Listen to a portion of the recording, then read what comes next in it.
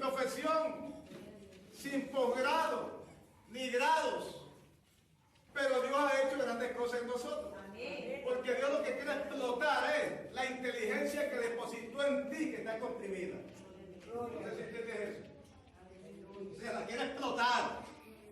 Quiere que se propague, quiere que estalle. ¿Entiendes? Entonces, yo compartí hace poco ahí en la plaza con un hermano del campo. Y él me dice, hermano, yo no estudié nada. Mis estudios son pocos. Y yo le digo, bueno, yo también, estamos iguales. Y él me dice, varón, pero Dios puso una gracia en mí. Y en todos ustedes también. En todos. Puso una gracia que a mí se me llamó como orador de orden. De la... no sé qué numerología, de una causa en la parte de lo que es para esto de la misión Robinson, ¿verdad? De la parte de la alfabética. Entonces, escogen a varias personas para que fueran el orador de orden allí. Y habían no sé cuántas personas, como 18, más de 18 personas, como 20. Y él dice que le hicieron una evaluación a muchos, y había muchos estudiados, grados, profesión, graduados. Y cada uno pasó, ¿verdad?, a la práctica, y no sabían desenvolverse, no sabían expresarse, no sabían cómo expresarse un público, no sabían darle la cara, estaban temblando y nerviosos. Cuando al varón le toca su participación, bueno, aquello fue un estallido. El hombre se supo manejar, expresar, dialogar, moverse y atraer la atención de ellos, los estudiosos, y también de la gente que estaba promoviendo el asunto. Y entonces quedó reconocido como orador de orden de esa misión, para dar el discurso, una y varias veces. Y entonces había un problema, porque necesitaba un expediente académico. Pero aquello lo tenía, pero no servía. ¿Por qué? ¿Qué lo hizo este hombre valorable, varón? Algo que le falta al mundo, el Espíritu Santo. Gloria a Dios.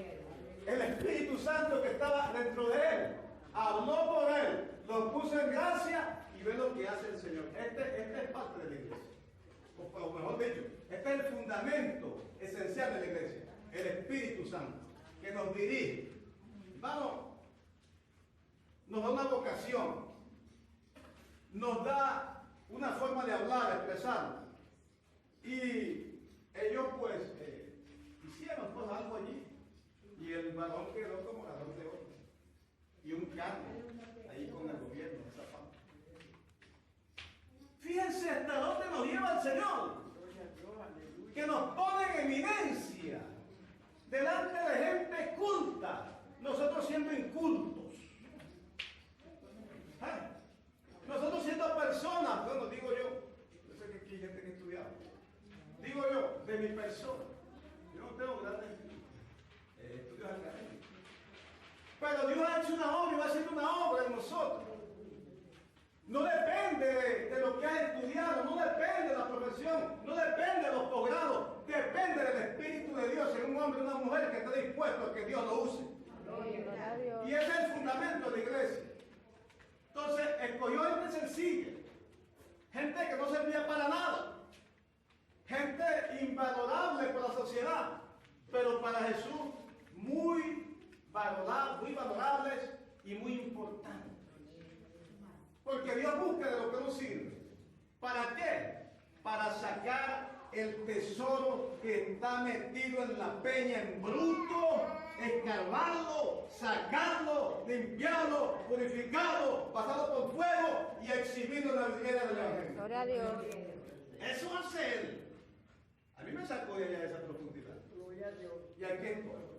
Todavía me falta. Entonces, Él es especialista en escoger lo que nos sirve. Él es especialista en sacar de las profundidades de las cuevas el tesoro escondido. Cuando otros están por allá perdiendo la vida, allá en Bolívar, por allá, sacando oro para los vicios. Él no. Él saca el tesoro escondido y lo pone a brillar y a producir.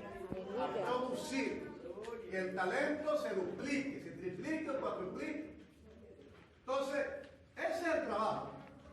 Y nos ha escogido a personas de esta condición para darle a demostrar su gran poder, ¿verdad?, que Él tiene para su creación, o sus propósitos que están establecidos en un libro que Él tiene con respecto a nosotros. Entonces, escoge esta gente. Jesús para la iglesia en el Calvario. Se abre la expansión de la iglesia primitiva. Y bajo ese orden, de las cuatro columnas fundamentales que necesita la iglesia, que debe de tener la iglesia, hay 4 personas que sobresalen acá por la palabra de hombres como uno llamado Cefas, Simón, Pedro, que se llamaba Simón, y Cefas es piedra, y Pedro es piedra. Lo que pasa es que hay idioma hebreo, arameo y griego. Entonces, he ahí lo definido los nombres. Entonces, ¿qué pasa con eso? Llama a Pedro, pescador. Pedro con un carácter que sabemos, ¿verdad? Ya sabemos cómo la pesca. No vamos a repetir eso, ya sabemos cómo la pesca. Pero en el carácter de Pedro había algo que llama la atención, que era sanguíneo. Y sanguíneo no es porque a él le gustaba echar puñaladas y ver sangre. No, sino que tenía sangre para convencer. El hombre era convincente. En Juan 21 en adelante, cuando él se descarría, y entonces también descarría a los 7, y los lleva a pescar. O sea, tenía un predominio sobre lo que hablaba, porque tenía sangre para eso. Convencía. Y ese carácter necesita la iglesia, alguien que convenza, alguien que motive, ¿verdad? Y Pedro tenía, los demás que tenía Pedro, colérico, ¿verdad? Impulsivo, no es que era malo, estaba malo porque estaba en el mundo, estaba apartado del evangelio. Y quizá algunos de nosotros éramos impulsivos, atrevidos, salidos. Pero Dios aprovecha ese carácter para moldearlo. Y entonces sea alguien impulsivo para cosas buenas, justas en el evangelio. Para programar, para desarrollar, para levantar la voz y dar una palabra en un momento determinado y esclarecer un hecho. Son necesarios. Y este carácter sanguíneo, de convincente, de tener esa sangre para eso, es necesario en la iglesia de Cristo. De alguien que se para, ¿verdad? Como Pedro se levantó allá en Hechos 2:14, y el primer mensaje 3.000, y el segundo mensaje como 5.000. Y Pedro fue lo que vio el Señor. El Señor dijo: sobre esta piedra edificaré mi iglesia, que es Jesucristo, ¿verdad? Pero Pedro era símbolo de una piedrecita más pequeña. Entonces, ahí le da liderazgo a Pedro como el hombre de la palabra, el hombre determinante. Pero también vemos otra columna importante en la iglesia, un hombre llamado Jacobo. Este Jacobo no es el que sale en Hechos 12:1, que le dieron muerte, porque ese Jacobo es hermano de Juan, si quieren busquen, que dice que era hermano de Juan, en los 2 primeros llamados, 4:18 de Mateo, que dice Jacobo y Juan. Entonces, este Jacobo es el que llama en la escritura el medio hermano de Jesús, o sea, hijo de José y María después del nacimiento de Jesús, porque Jesús vino concebido el Espíritu Santo. Entonces, este Jacobo son necesarios, y este carácter sanguíneo, de convincente, de tener esa sangre para eso, es necesario en la iglesia de Cristo. De alguien que se para, ¿verdad? Como Pedro se levantó allá en Hechos 2:14, y el primer mensaje 3.000, y el segundo mensaje como 5.000. Y Pedro fue lo que dijo el Señor.